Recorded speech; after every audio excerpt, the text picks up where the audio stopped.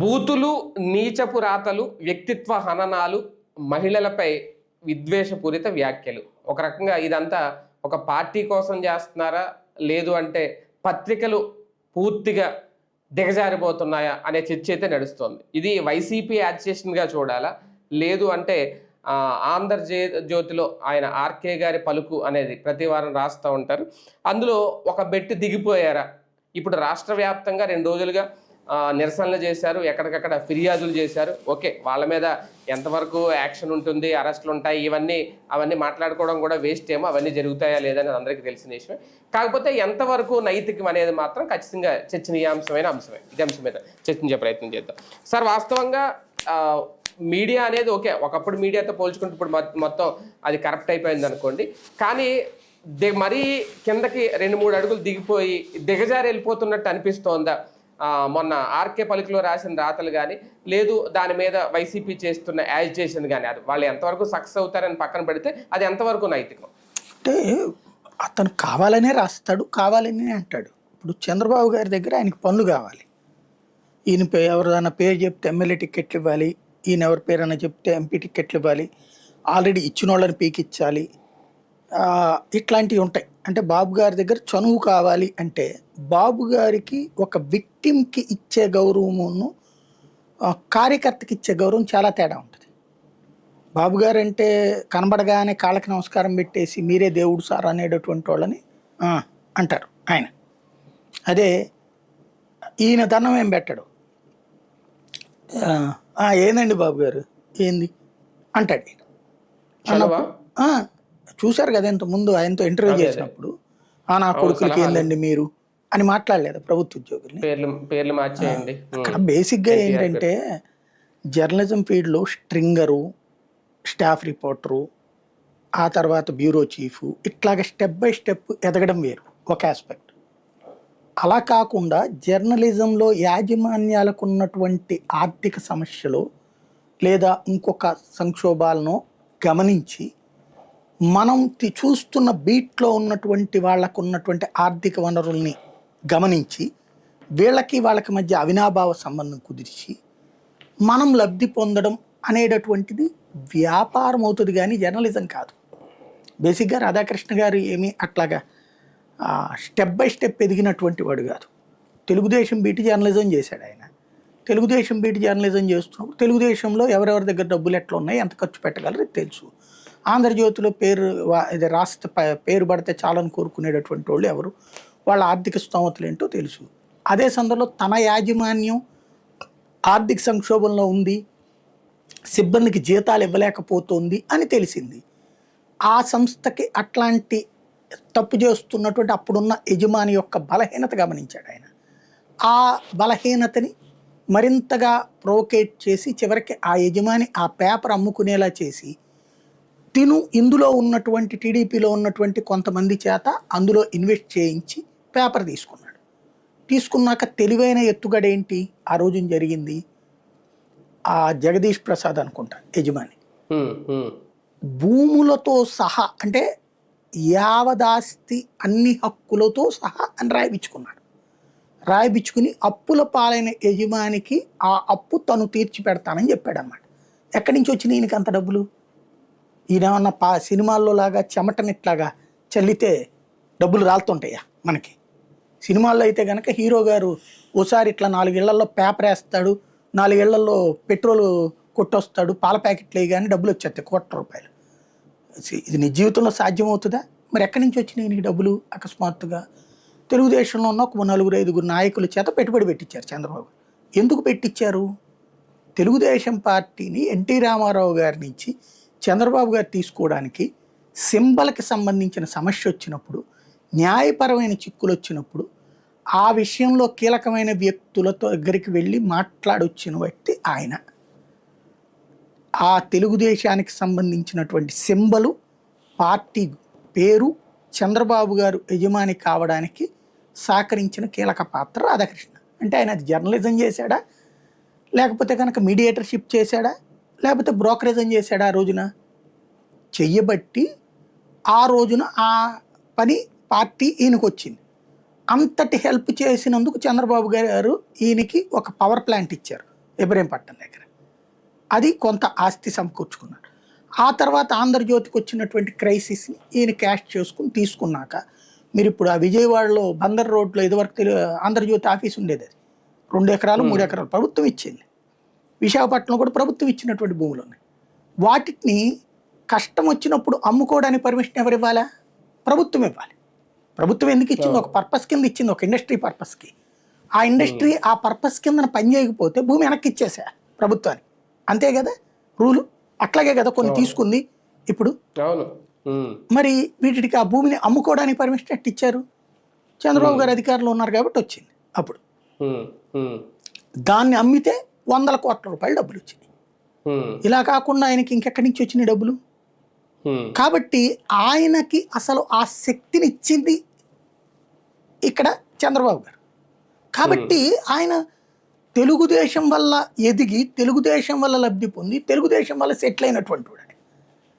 ఆయన తెలుగుదేశం కోసమే పేపర్ నడుపుతాడు. ఇదివరకు మీరు అబ్జర్వ్ చేస్తే నా చిన్నప్పుడు నాకు బాగా గుర్తు, నేను 10th క్లాస్ ఆ టైంలో చదివే రోజుల్లో కానీ ఇంటర్మీడియట్ ఆ టైంలో రోజుల్లో ఆంధ్రజ్యోతి కాంగ్రెస్ ఫేవర్, ఈనాడు ఒక్కటే తెలుగుదేశం. ఆంధ్రజ్యోతి, ఉదయం, వార్త ఇవన్నీ కాంగ్రెస్ ఫేవర్ ఉంది. కాస్త అంటే ఫేవర్ అనను, ఫ్లేవర్ ఉంది, కాంగ్రెస్ ఫ్లేవర్ ఉంది. ఈనాడు ప్యూర్ తెలుగుదేశం ఫ్లేవర్ ఉండేది. కానీ అందరూ జర్నలిజం రాసేవాళ్ళు. రాస్తా ఎడిటోరియల్ కాలంలోనో, థర్డ్ పేజీ కాలంలోనో ఎలక్షన్స్ వచ్చినప్పుడు కాస్త ప్రేమను చూపించేవాళ్ళు వాళ్ళ పార్టీల మీద, అంతేగాని వేరే పార్టీల మీద ద్వేషం చూపించేవాళ్ళు కాదు. ఈనాడు మాత్రం వేరే పార్టీల మీద ద్వేషం చూపించేది, రాజశేఖర రెడ్డి మీద, ఇంకొకరి మీద. మిగతా వాళ్ళు జ్యోతి కానీ ఇట్లాంటివి ఉండేది కాదు. కాస్త నైతిక విలువలు ఉండే ఆ రోజున. ఆ నైతిక విలువలు ఈవెన్ ఈనాడు దాన్ని ఏమంటారంటే చీర కట్టిన వ్యభిచారం చేస్తుంది, ఆంధ్రజ్యోతి బట్టలు ఎప్పదీసి వ్యభిచారం చేస్తుంది. ఇంతకు మించి ఏం లేదు అక్కడ. ఇది ఓపెన్గా నేను ఇదిరా అంతే, నేను పత్తిత్తును కాదు, ఎవడూ పత్తిత్తు కాదు. వ్యభిచారం చేసే మహిళ ఏం ఫీల్ అవుతుంది? ప్రతి భార్య తన భర్త దగ్గర సంసారం చేసేటప్పుడు తను వేరే వాళ్ళని మనసులో ఉంచుకుని చేస్తుంది. వాళ్ళు పతివ్రతలు కాదు, నేనైతే పతివ్రతని, ఎందుకంటే నాకు డబ్బులు ఇచ్చినోడి పట్ల నేను ప్రేమగా ఉంటానని చెప్పిందంట వెనకడకు.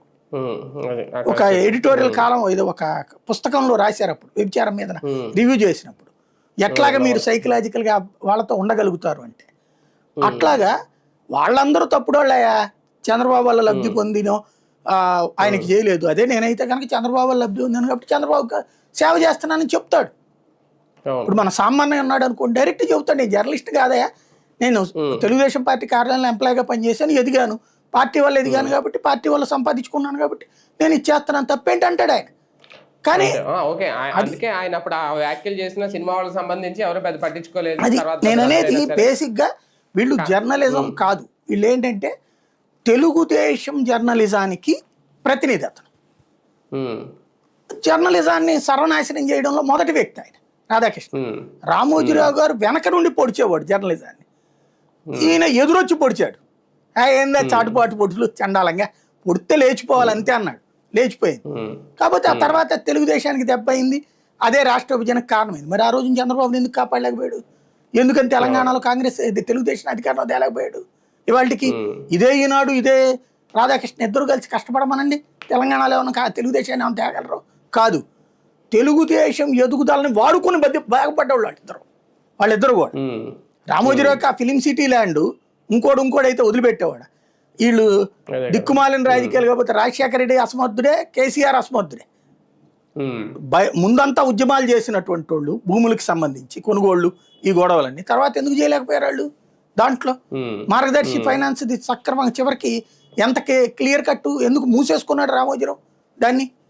అంటే తేడా జరిగిందని ప్రూవ్ చేయించాడు కదా. Next step వెళ్ళలేకపోయారు.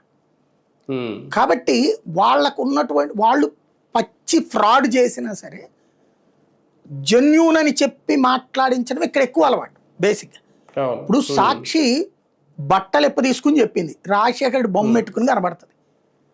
చాలా మంది ఉంటుంటారు సాక్షి ఎందుకు అన్నట్టు, సాక్షిని అనడానికి అది పేపర్ కాదే, మా పార్టీ కరపత్రం వాళ్ళు రాసుకున్నారు, అక్కడ బొమ్మ చూపెడుతున్నారు డైరెక్ట్. టీవీలో కూడా బొమ్మ చూపెడుతున్నారు, రాజశేఖర రెడ్డి అభిమానుల పేపర్, రాజశేఖర రెడ్డి అభిమానులు ఛానల్. నువ్వు ఆ మాట చెప్పట్లేదు కదా ఇక్కడ. నా జర్నలిజం అంటున్నావు కదా, జర్నలిజం ఏముంది అక్కడ దాంట్లో? సార్ ఇదే కేఎస్ఆర్ లైవ్ షోలో ఓకే, అక్కడ ఒక విశ్లేషకుడు మాట్లాడాను, ఒక ఆయన అరెస్ట్ చేశారు, ఆయన ఎందుకు ఆపలేదు, ఈయన నవ్వారు అని చెప్పి అప్పుడు కేఎస్ఆర్ని కూడా అరెస్ట్ చేశారు, తర్వాత రిలీజ్ చేశారు అనుకోండి. కానీ ఇక్కడ ఏకంగా ఈయన ఒక పత్రికా యజమాని అయ్యుండి ఈయన స్వయంగా ఆర్కే పలుకు పేరుతో ఈయన మొత్తం రాతలే రాయడం, దాంతో కంపేర్ చేసుకుంటే మరి ఏది నైతికం, ఏది అనైతికం? అంటే మీకు ఆంధ్రప్రదేశ్లో బ్రతకాలనుకుంటే లేదా తెలుగు రాష్ట్రాల్లో మీరు బ్రతకాలనుకుంటే ఒకటి గుర్తుపెట్టుకోండి, ఆర్కే గారు దైవాంశ సంభూతుడు, రామోజీరావు గారు వాళ్ళ కుటుంబము ఈ రాష్ట్రాన్ని ఉద్ధరించడానికి పుట్టినటువంటి శక్తులు.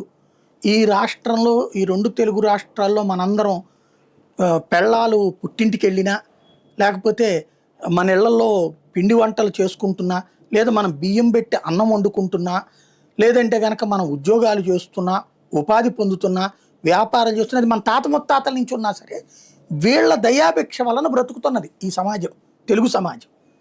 అలా నమ్మేటటువంటి మూర్ఖపు బ్యాచి వాళ్ళు, అలా నమ్మేటటువంటి మూర్ఖత్వంలో వాళ్ళు ఉంటారు, అందరినీ ఉంచుతారు అక్కడ. వీళ్ళని అది కరెక్ట్ అని నమ్మేటటువంటి ఒక వ్యవస్థ ఉంది వీళ్ళ చుట్టూత, ఒక షీల్డింగ్ వ్యవస్థ. వాళ్ళందరూ పెద్ద పెద్ద రాజ్యాంగబద్ధ పదవుల్లో కూడా చేశారు, కానీ వాళ్ళందరూ కూడా final loyalty towards a party.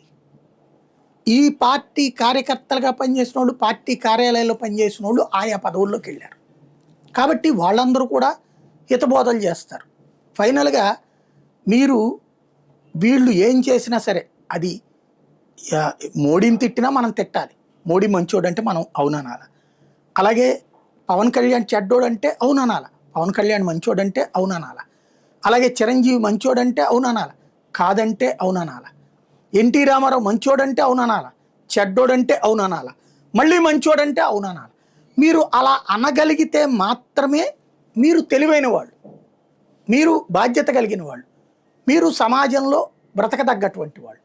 అలా కాకపోతే గనక మీరు దుర్మార్గులు. ఇది ద టెండెన్సీ వాళ్ళది, అది నడుస్తుంది. రాష్ట్ర వ్యాప్తంగా వైసీపీ చేసిన నిరసన ఒక రకంగా, అంటే అన్ని చోట్ల అన్ని పోలీస్ స్టేషన్లో ఫిర్యాదు చేశారు. మొన్న అక్కడ హైదరాబాద్ వెళ్ళి ఏబిఎన్ కార్యాలయం ముందు కూడా హడావుడి చేశారు.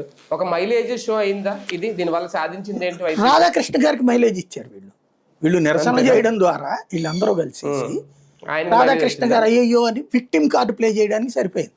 తెలుగుదేశం వాళ్ళకి మానసిక సంతృప్తి, బా మా కోసం ఆ త్యాగం చేస్తున్నాడు రా ఆయన, ఎంత తిట్టించుకుంటున్నాడు రా ఆయన అన్నటువంటి. మేబీ రాధాకృష్ణ గారు చెప్తే ఏదన్నా 4-5 భూములు అలాట్ చేసి పెడతారేమో మనుషులకి ఎవరికన్నా. అది రాధాకృష్ణ గారికి మైలేజ్ పెంచడం కోసం వైసీపీ ఉద్యమించింది. చేతనైతే నీ పేపర్లో రాసుకోవయ్యా, ఎందుకు ఓ ఆయన దుక్కుమాల నెట్టోరియల్ కాలంని ఆళ్ళ పేపర్ ఓడే చదవడు అక్కడ, తెలుగుదేశం వాళ్ళే పూర్తిగా చదవరు దాన్ని, పబ్లిసిటీ ఇచ్చినట్టు అంతే. వీళ్ళకి పిచ్చ ఏంటంటే రాధాకృష్ణని మోసి పెంచి పెద్దోడిని చేసి చంద్రబాబు గారి చేత ఆయనకు కావాల్సిన బెనిఫిట్స్ ఇప్పిస్తోంది వీళ్ళ ఉద్యమాలతో. ఓవర్లుక్ చేయాల్సిన దాన్ని. సాక్షి కంటే ఏమన్నా ఆంధ్రజ్యోతి సర్క్యులేషన్ ఎక్కువ ఉందా? సాక్షి టీవీ కంటే వ్యూవర్షిప్ ఏమైనా ఉందా ఆంధ్రజ్యోతికి? ఎందుకు మరి దాని మీద నువ్వు వాడు రాశాడు, నువ్వు నీ పేపర్లో రాయి, వాళ్ళ టీవీలో రాసుకున్నాడు, నువ్వు నీ టీవీలో రాసుకో, ఎందుకు దాంట్లో? దానికి మొత్తం పార్టీ అంతా చించుకోవాలా, పార్టీ నాయకులు చించుకోవాలా? రాయి, నీ సోషల్ మీడియాలో నువ్వు కూడా రాసుకో, వాళ్ళ సోషల్ మీడియాలో వాళ్ళు నిన్ను రాయట్లేదా? రాసుకో. రోడ్డు ఎక్కడం ఎందుకు, ఉద్యమించడం ఎందుకు, అక్కడ ఆయన వీరుని చేయడం ఎందుకు?